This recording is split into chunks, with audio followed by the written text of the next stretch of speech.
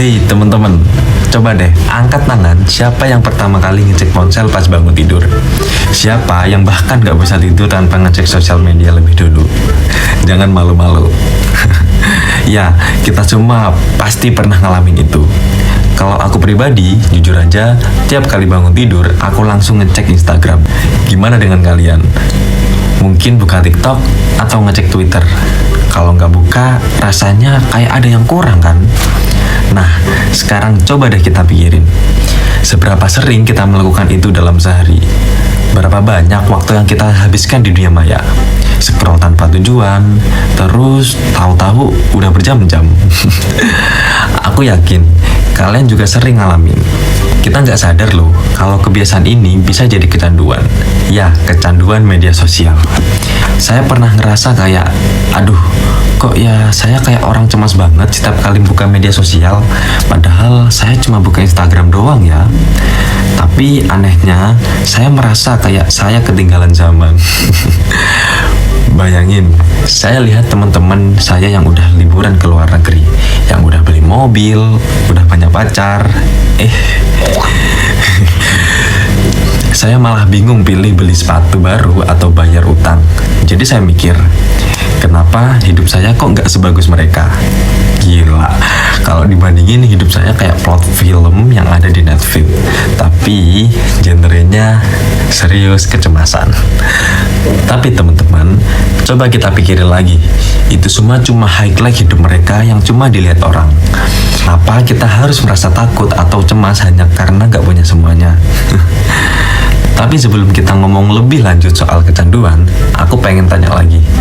Kalau kita udah scroll, udah like, udah komen di semua foto teman-teman kita, apa yang kita dapetin? Apa kita merasa lebih bahagia? Atau justru merasa makin cemas, insecure, atau bahkan stres karena ngeliat hidup orang lain yang terlihat lebih sempurna? Coba deh kita pikirin. Nah, disinilah masalahnya guys. Kita nggak sadar kecanduan media sosial ini yang awalnya cuma ngisi waktu luang atau hiburan, lama-lama bisa berdampak serius terhadap kesehatan mental kita. Tahu nggak sih guys? Saat kita buka media sosial, otak kita langsung melepaskan dopamin. Ini loh, zat kimia yang bikin kita merasa senang, puas, dan akhirnya ketagihan. Sama kayak kecanduan narkoba. Cuman, bedanya, media sosial lebih gampang diakses dan bisa berulang-ulang. Coba bayangin, setiap kali kita buka Instagram dan lihat foto yang menarik, atau kita dapat notifikasi komentar atau like, kita merasa, wow, hidup gue berarti banget. Kayak ada penghargaan kecil yang bikin kita seneng. Tapi, tanpa kita sadar, ini justru yang bikin kita jadi terus-menerus nyari dosis dopamin berikutnya. Dan akhirnya, kita jadi kecanduan. Seiring berjalannya waktu, dopamin gak cuma datang dari like atau komentar lagi, tapi dari terus-terusan buka aplikasi itu. Padahal ya, ini bukan hadiah yang benar-benar bermanfaat. Dan yang lebih bahaya lagi guys, kecanduan ini nggak cuma soal waktu yang terbuang, tapi juga dampaknya pada kesehatan mental kita. Kita mulai merasa lebih cemas dan tidak puas dengan hidup kita sendiri. Aku ngerti banget. Mungkin kalian juga pernah merasa kayak gini. Lihat teman-teman yang liburan ke luar negeri, beli motor baru, atau punya kehidupan yang super keren. Kita mulai ngerasa kenapa hidup gue nggak kayak mereka ya. Kita merasa kalah, merasa miskin dalam hal kebahagiaan. Merasa hidup kita nggak sebaik yang kita lihat di media sosial. Instagram itu benar-benar drama deh. Kita sering banget lihat orang-orang lagi jalan-jalan ke Bali, lihat foto sunset sambil memegang es kelapa dengan captionnya kayak gini, live, love. Ya ampun, serius banget. Tapi yang saya suka, setiap kita lihat foto orang lain, kita pasti mikir, wah, kok hidup gue nggak kayak gitu ya? Mungkin kalau di Instagram saya, harusnya saya foto sambil nonton Netflix di kasur dengan caption, struggling to make plans, but definitely making it through the day. Gimana? Kalau gitu lebih relate sama hidup saya kan? Tapi masalahnya, media sosial ini bikin kita ngerasa nggak cukup baik.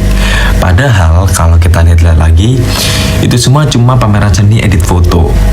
Pakai filter, pencahayaan, Semua itu direkayasa. Kita yang di dunia nyata cuman bisa senyum ke kamera depan yang kusam. Tapi yang perlu kalian tahu adalah semua itu cuma dampak luar. Kita cuma ngeliat highlightnya saja. Seringkali orang gak menunjukkan kegagalan mereka, seperti masalah pribadi mereka atau momen-momen gak sempurna dalam hidup mereka. Cuman karena foto mereka bagus dan caption mereka menarik, kita berpikir kalau hidup mereka lebih baik dari kita. Padahal kenyataannya mungkin mereka juga punya tantangan yang gak kita tahu. Kita juga mulai membandingkan diri kita dengan orang lain tanpa kita sadar bahwa setiap orang itu punya perjalanan hidup yang unik. Dan itu yang seringkali membawa kita dalam perasaan cemas berlebihan, bahkan depresi. Kita jadi merasa gak cukup, gak layak, dan gak bahagia karena terus-menerus melihat standar hidup orang lain yang tampaknya lebih sempurna. Itu dia guys, kita terjebak dalam perasaan bahwa kita harus seperti mereka. Kita ngeluapin satu hal yang sangat penting. Hidup kita itu berharga dan sempurna dengan cara kita sendiri. Jadi gimana dampaknya terhadap kesehatan mental kita? Jelas, kecanduan media sosial dapat menyebabkan beberapa masalah serius. Salah satunya adalah gangguan kecemasan. Kita jadi terlalu sering khawatir tentang apa yang orang pikirkan tentang kita. Kita nggak tenang kalau nggak ada yang like foto kita. Kita cemas kalau nggak ada komentar yang masuk. Dan kita mulai hidup dengan perasaan bahwa gue harus selalu terlihat sempurna di media sosial. Kalau ini terus berlangsung, kita mulai merasakan depresi, merasa jauh dari teman-teman, merasa kesepian meskipun kita di dunia maya, dan bahkan merasa nggak punya tujuan hidup. Jangan lupa juga, guys, kecanduan media sosial itu nggak hanya mempengaruhi otak kita, tapi juga tubuh kita. Siapa yang suka begadang cuma buat cek Instagram atau TikTok? Aku sih sering banget. Kalian juga pasti sering banget kan? Buka aplikasi jam 11 malam, terus tahu-tahu udah jam 2 pagi. Itu dia guys, kualitas tidur kita terganggu. Waktu tidur yang kita seharusnya pakai untuk istirahat malah terbuang untuk scroll TikTok. Ini bisa jadi sumber masalah kesehatan mental yang lebih serius, seperti insomnia, stres, bahkan penurunan kualitas hidup. Semakin sering kita begadang dan kurang tidur, semakin mudah kita merasa lelah, cemas, dan kurang fokus di siang harinya. Sekarang, coba deh kita renungkan seberapa banyak waktu yang kita habiskan untuk berinteraksi dengan dunia nyata. Seberapa banyak kita berbicara langsung dengan teman-teman kita, menikmati waktu bersama keluarga, atau sekedar menikmati momen tenang sendirian tanpa gangguan digital.